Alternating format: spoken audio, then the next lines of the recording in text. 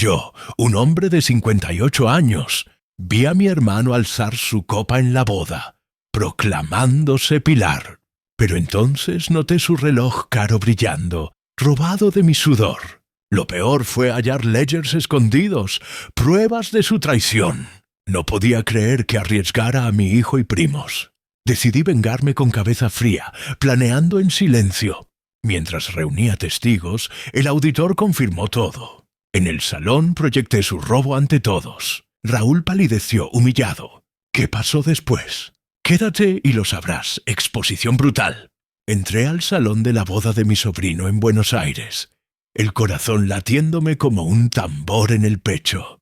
Vi a mi hermano Raúl de pie en el centro, levantando su copa de vino tinto, la luz de los candelabros reflejándose en el cristal, proclamándose el pilar de la familia. Decidí que ese era el momento. Saqué el proyector que había preparado y delante de más de 100 invitados, proyecté los documentos que probaban cómo me había robado durante años del negocio que construimos juntos, gota a gota, con sudor y sacrificio.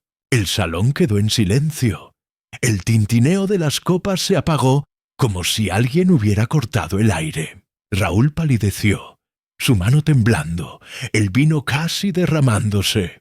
Lo que pasó después te va a dejar pensando. Pero antes de contarte cómo terminó todo, si te gustan las historias de hombres que defienden su honor, que luchan por lo que es suyo, suscríbete al canal y activa la campanita. Déjame saber en los comentarios si alguna vez un familiar te traicionó en los negocios. ¿Qué hiciste tú? Voy a leer cada comentario, te lo prometo. Y dime, ¿qué hora es donde estás ahora? Tengo curiosidad de saber desde dónde me escuchas. Ahora, agárrate, que te voy a contar cómo empezó esta historia. Desde el principio, desde el polvo de mi infancia. Mi nombre es Carlos. Tengo 58 años y soy de Buenos Aires, aunque mis raíces están en un pequeño pueblo de Córdoba. Crecí en un lugar donde el sol quemaba la tierra hasta dejarla seca, donde el aire olía a pasto cortado y a leña quemada en las noches frías. Mi padre era un hombre de campo, un laburante de los de antes, con las manos agrietadas como la corteza de un árbol viejo. Se levantaba antes del amanecer, el gallo cantando en la penumbra, y trabajaba hasta que el cielo se volvía morado. Un hombre se mide por lo que construye para su familia, me decía. Su voz ronca, sentados en el patio de tierra, el humo del asado subiendo en espirales. Yo lo tomé como una ley grabada en piedra. A los 20 años, cuando mi familia se mudó a Buenos Aires, el ruido de la ciudad me golpeó como un puñetazo. Bocinas, gritos, el zumbido constante de la vida urbana. Pero no me achiqué. Conseguí trabajo en un matadero en las afueras, levantándome a las 4 de la mañana. El frío del invierno cortándome la piel como si fueran navajas heladas. El olor a sangre fresca y metal oxidado se me metía en la nariz. El ruido de las sierras eléctricas zumbando en mis oídos como un enjambre. Cargaba cajas de 50 kilos, el peso hundiéndose en mis hombros, las rodillas temblando al final de cada turno de 12 horas, 6 días a la semana, sin quejas, ahorrando cada peso, con el sueño de construir algo propio. Mis manos se llenaron de cortes, la piel endurecida como cuero, pero cada moneda guardada era un paso hacia algo más grande. Mi hermano Raúl, 2 años menor, era diferente. Siempre fue el charlatán, el que llegaba a cualquier lugar y hacía amigos con una sonrisa. Sus ojos brillaban cuando hablaba de planes grandes, pero sus manos no tenían los callos míos. Tú eres el fuerte, Carlos, el que carga. Yo soy el que vende, me decía, dándome una palmada en el hombro mientras yo descargaba una caja de carne, el sudor bajando por mi frente. No me molestaba, éramos hermanos y la familia es sagrada. Pero mientras yo me rompía el lomo, él pasaba tardes en bares, el olor a cerveza y cigarrillo pegado a su ropa cuando llegaba a casa. Algún día vamos a tener nuestro propio negocio, decía, y yo le creía, porque sus palabras tenían fuego, aunque sus acciones no siempre lo respaldaran. En 1987, después de 10 años ahorrando cada centavo, junté lo suficiente para empezar nuestro negocio de distribución de carne. Compré un camión usado, un Fiat viejo que tosía humo negro cada vez que lo arrancaba, el motor rugiendo como una bestia cansada. Alquilé un depósito en La Boca, un galpón con el piso de concreto agrietado, paredes húmedas que olían a río y a sal. El primer día, cuando descargamos la primera carga de carne, el peso de las reses frescas en mis brazos, el frío del depósito calándome los huesos, sentí que estaba construyendo algo eterno. Raúl estaba ahí, con su cuaderno, anotando pedidos, su voz suave convenciendo a los clientes. «Vamos a hacer esto grande, hermanito», me dijo, chocando su botella de Quilmes contra la mía, el vidrio frío en mi mano. Yo manejaba el camión. Negociaba con proveedores en los mataderos al amanecer, el vapor de mi aliento visible en el aire helado, y entregaba a los mercados antes de que saliera el sol, el cielo todavía gris. Raúl cerraba deals en carnicerías, donde el sonido de cuchillos afilados cortando carne y las voces de los clientes llenaban el aire, el olor a especias y sangre fresca flotando. Trabajé 60 horas a la semana, a veces más, durante 38 años. Mis manos se llenaron de cicatrices, cada corte un recuerdo de un día largo. Mi espalda se curvó un poco, como si cargara no solo la carne, sino el peso de mis promesas. Mis rodillas crujían cada mañana, el sonido como madera vieja, pero no paraba. Renuncié a todo. Vacaciones, noches con amigos, sueños de una vida más tranquila. Cuando nació mi hijo Javier en 1990, el día más feliz de mi vida, juré darle lo que yo no tuve. Lo vi en la cuna, sus manitos pequeñas moviéndose, el olor a talco y leche en el aire, y me prometí que él tendría una vida mejor. Pagué su escuela privada, aunque eso significaba comer arroz y pollo casi todos los días. El vapor de la olla llenando la cocina pequeña de nuestro departamento en Barracas. Mi esposa Elena, mi roca, me apoyaba. Sus manos suaves contrastaban con las mías ásperas cuando me servía un plato. El aroma a ajo y cebolla recordándome por qué lo hacía. «Estás construyendo un legado, Carlos», me decía, mientras Javier jugaba en el piso con autos de juguete gastados, el ruido de sus risas llenando el espacio. Pero Elena se fue hace 5 años. Un cáncer que llegó sin aviso, dejándome un hueco en el pecho que aún duele, como un peso invisible que cargo cada día.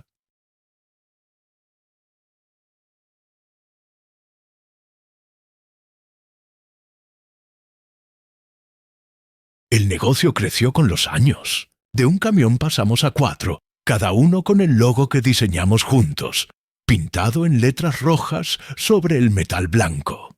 Cambiamos el depósito alquilado por uno propio, un galpón grande con refrigeradores que zumbaban como abejas.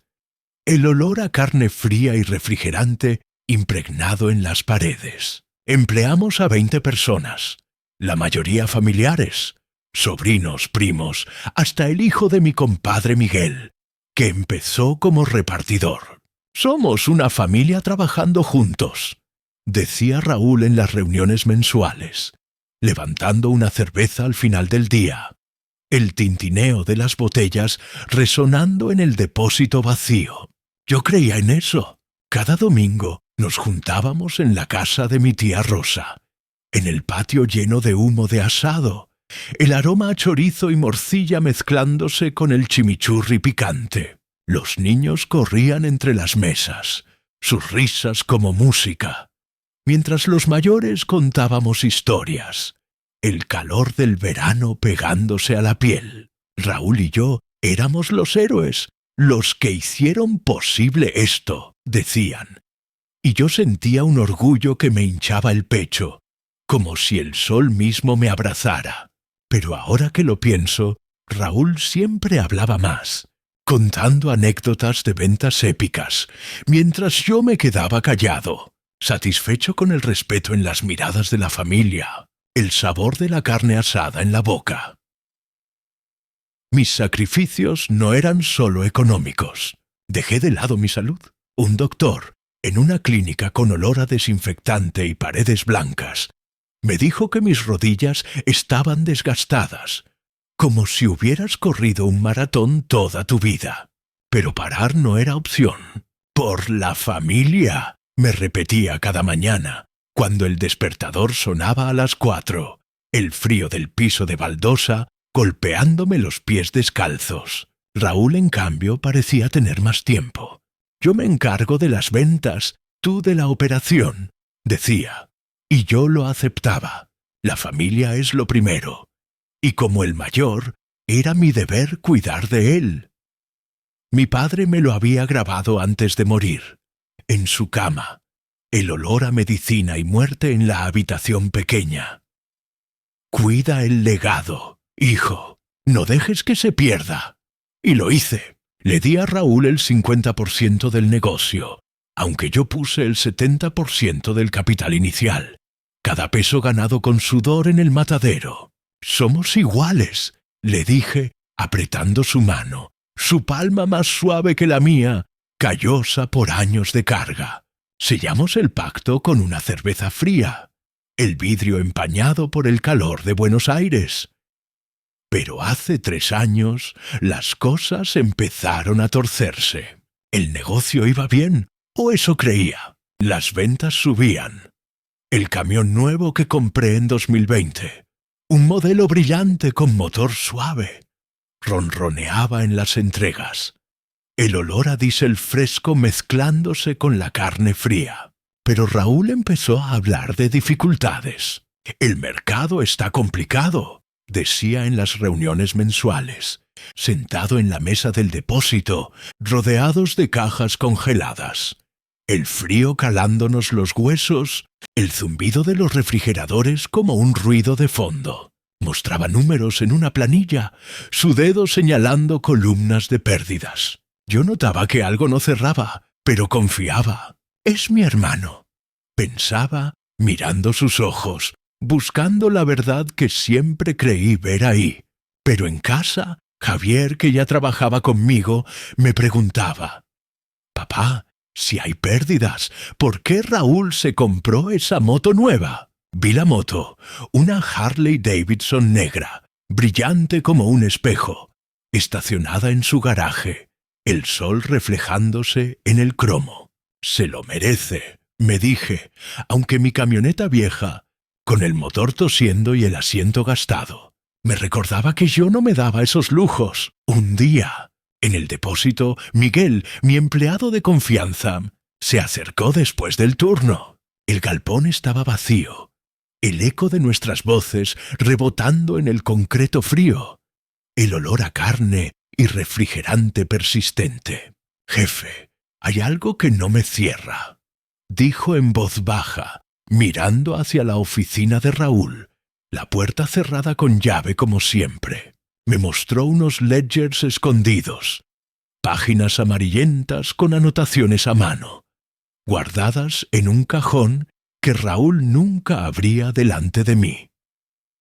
«Mire esto», señaló, su dedo calloso sobre una columna de números. Transferencias a cuentas personales, compras de lujo, la moto, viajes a la costa, un reloj caro que vi brillar en su muñeca una vez, el tic-tac resonando en mi cabeza. «Raúl ha estado sacando dinero», murmuró Miguel, su voz temblando, como si temiera lo que vendría. Sentí un nudo en el estómago, como si me hubieran clavado un puñal. «No puede ser», dije, pero los números no mentían. Esa noche, en casa, Revisé los papeles bajo la luz amarilla de la cocina. El mate caliente que Elena me hubiera servido ahora solo un recuerdo. El vapor imaginario subiendo en el aire. Javier dormía, el silencio roto solo por el zumbido de la heladera. Era verdad, Raúl había desviado cientos de miles de pesos, fingiendo pérdidas en inventario, mientras yo cubría con horas extra el cansancio acumulándose en mis huesos. El negocio estaba al borde de la quiebra por su codicia, y yo, el tonto, lo había permitido, confiando ciegamente en la sangre. Era una traición profunda, una falta de respeto que cortaba como los cuchillos del matadero. No solo robó dinero, robó mi confianza, el legado que construimos juntos durante 38 años. Mis manos temblaban sobre los papeles, el crujido del papel como un eco de mi furia. No dormí esa noche. El tic-tac del reloj en la pared, marcando cada segundo de mi rabia contenida. Pero no actué de impulso. Soy un hombre de 58 años. He visto traiciones en el matadero, en los negocios, en la vida. Sabía que esto requería cabeza fría, un plan. No era solo por mí, era por Javier, por los empleados, por el legado de mi padre. Al día siguiente no dije nada. Llegué al depósito como siempre, descargando carne, el peso familiar en mis hombros, el frío del galpón calándome los huesos. Sonreí a Raúl cuando me preguntó: «¿Todo bien, hermano?» «Todo bien», respondí, mi voz calma, pero por dentro la duda me carcomía como un ácido. «Somos hermanos», me decía, recordando cuando éramos chicos en Córdoba, corriendo por el campo, el polvo pegándose a nuestras rodillas raspadas, el sol quemándonos la piel. No puedo exponerlo, pero luego miraba a Javier, cargando cajas como yo a su edad, el sudor en su frente, y pensaba en los empleados, primos y tíos que dependían del negocio para comer. Si perdono esto, ¿qué mensaje doy? ¿Que se puede robar a la familia y seguir como si nada? La falta de respeto era total. Raúl ponía en riesgo los trabajos de 20 personas, el futuro de Javier, el orgullo de nuestro apellido. No es solo contra mí, es contra todos nosotros, me dije, caminando por el depósito, el olor a carne fría recordándome cada sacrificio. Me debatí semanas, caminando solo por las calles de La Boca al atardecer, el río Plate a lo lejos, su olor salado mezclándose con el humo de los asados de los vecinos. El cielo se teñía de naranja, y yo sentía el peso de la responsabilidad como hermano mayor. ¿Traiciono a Raúl exponiéndolo o traiciono a la familia dejando que siga? Consulté a mi compadre Luis, un abogado amigo desde la infancia, en su oficina pequeña. El olor a libros viejos y café rancio en el aire. La luz de la ventana iluminando los papeles en su escritorio. «Tienes pruebas sólidas, Carlos», dijo, ajustándose las gafas, revisando los ledgers con atención. «Puedes recuperar lo tuyo, pero será duro. La familia se va a dividir». «¿Divido todo por esto?», pregunté, la voz baja, el nudo en el estómago apretándose. «Ya lo dividió él con su robo», respondió, su mano en mi hombro, firme como un ancla. Sus palabras me calaron hondo. No dejo pasar esta falta. Decidí, mirando por la ventana el tráfico de Buenos Aires, el ruido de las bocinas como un eco de mi furia. Mi padre me enseñó: un hombre que no defiende lo suyo no merece respeto. Y yo no iba a dejar que Raúl me pisoteara más.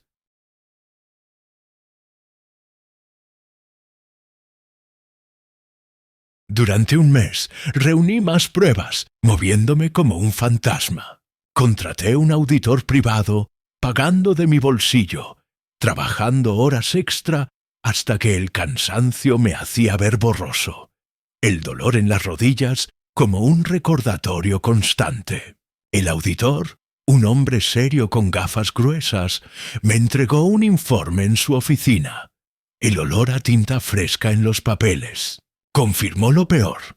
Raúl había desviado cientos de miles de pesos, fingiendo pérdidas en inventario, mientras compraba lujos como esa Harley, un departamento en Mar del Plata con vista al mar, y hasta un reloj de oro que brillaba en su muñeca como una burla. Pensaba que era ciego, me dije, la sangre hirviendo, pero manteniendo la calma exterior, como un volcán antes de estallar. Observé a Raúl en el depósito. Llegaba tarde, con camisas nuevas, el perfume caro invadiendo el aire frío del galpón. «¿Todo bien, hermano?», se preguntaba, su sonrisa confiada. «Todo bien», respondía, mi voz plana. Pero por dentro contaba cada mentira, cada mirada evasiva. Sin su robo, el negocio estaría floreciendo. Pensaba, viendo a Javier cargar cajas, el sudor en su frente como un espejo de mi juventud, el ruido de las cadenas del camión resonando en el depósito. La boda de mi sobrino se acercaba, un evento grande en un salón lujoso del centro de Buenos Aires, con más de 100 invitados. El aire ya vibraba con la emoción, el olor a flores frescas y comida preparándose. Raúl iba a ser el padrino, el hombre del momento, tostar como el pilar de la familia. ¡Qué ironía!, pensé, apretando los dientes. Era el escenario perfecto. Exposición pública, familia reunida, el qué dirán en juego como una bomba lista para estallar. Preparé todo con cuidado. Copias de los ledgers, el informe del auditor, testigos como Miguel dispuestos a hablar. No va a ser en privado. Va a ser delante de todos, decidí, sintiendo un fuego frío en el pecho. La noche antes, en casa, revisé los documentos bajo la luz de la cocina. El silencio roto por el tic-tac del reloj. La foto de Elena en el living, su sonrisa en el marco polvoriento, parecía darme fuerza. «Haz lo correcto», imaginé que me decía. Dormí tranquilo por primera vez en semanas, sabiendo que esto era justicia. No venganza. Mi abuelo tenía un dicho: cría cuervos y te sacarán los ojos. Ahora entendía cada palabra. El día de la boda, el salón bullía de vida. Mesas con manteles blancos, centros de flores perfumando el aire, el olor a empanadas calientes y vino tinto flotando como una promesa de celebración. La música suave de un bandoneón sonaba de fondo. Los invitados charlando, el tintineo de copas como un coro alegre. Raúl, radiante en su traje negro, el reloj caro brillando en su muñeca, levantó la copa para el brindis. Como pilar de esta familia, brindo por la unión y el éxito que hemos construido juntos. Su voz resonaba confiada, la luz de los candelabros reflejándose en su rostro. Pero yo no podía dejarlo seguir. Me levanté, el proyector en la mano, el corazón latiendo firme pero tranquilo. «Esto es lo que Raúl hizo en realidad», dije, mi voz cortando el aire como un cuchillo. Encendí el proyector y en la pantalla grande los ledgers aparecieron. Transferencias a cuentas personales, compras de lujos, números rojos que gritaban traición. El silencio cayó como una cortina pesada. Las copas paradas en el aire, los murmullos creciendo como un oleaje. Raúl palideció, la copa temblando en su mano, el vino tinto casi derramándose. «¿Qué estás haciendo, Carlos? Esto es una mentira», balbuceó, su voz quebrándose. Pero las pruebas hablaban solas, desvíos de cientos de miles, el negocio sangrando mientras él compraba una moto, un departamento, lujos que yo nunca me permití. «Me robaste durante años», dije, mirando a los ojos a la familia. Mi voz firme como el concreto del depósito. «El negocio al borde de la quiebra por tu codicia, mientras yo me rompía el lomo por todos nosotros». Raúl intentó defenderse. «Es un error de contabilidad, hermano. Vamos a hablar en privado». Pero Miguel, mi empleado, se levantó, su voz temblando pero clara. Vi las transferencias con mis propios ojos. Es verdad, el auditor que invité como testigo confirmó los números, su informe proyectado en la pantalla como un veredicto. La familia murmuró, tíos y primos mirando los documentos. El zumbido del proyector, el único sonido en el salón. Mi tía Rosa, la madre del novio, se levantó, sus ojos llenos de lágrimas. «Raúl, es cierto», él balbuceó, pero no pudo negar más. La verdad estaba ahí, desnuda, imposible de ignorar. La familia, en ese salón lleno de flores y promesas rotas, votó. Raúl fuera del negocio, expulsado por su traición. Humillado, bajó la cabeza, dejó la copa en la mesa y se fue solo. El eco de sus pasos en el piso de madera resonando en el silencio. La boda quedó arruinada, los invitados susurrando, el qué dirán extendiéndose como el humo del asado. Pero la verdad había salido, y yo sentía un peso levantarse de mis hombros, como si hubiera descargado la última caja de carne de mi vida. Han pasado meses desde ese día. El negocio ahora prospera sin Raúl. Reorganicé el depósito. Pagué las deudas con lo que recuperé, y los camiones ruedan sin problemas.